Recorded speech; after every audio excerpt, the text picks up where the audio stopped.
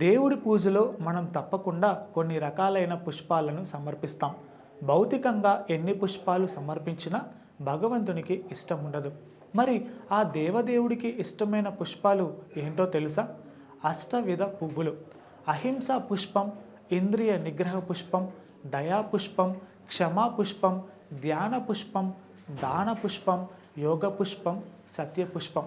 ఇలా ఈ 8 పుష్పాలతో నిత్యం స్వామిని అర్చించేవారంటే ఆయనకు అత్యంత ప్రీతికరం.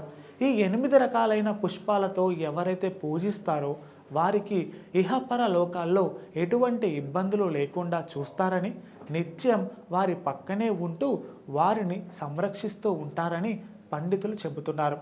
భగవంతునికి మరింత దగ్గర కావాలి అంటే తప్పకుండా ధ్యాన పుష్పంతో స్వామిని అర్చించాలి. మౌనంగా తపస్సు చేయటమే ధ్యాన పుష్పం. జీవితంలో ఏం జరిగినా దేవుని సంకల్పంగా భావించటమే యోగ పుష్పం.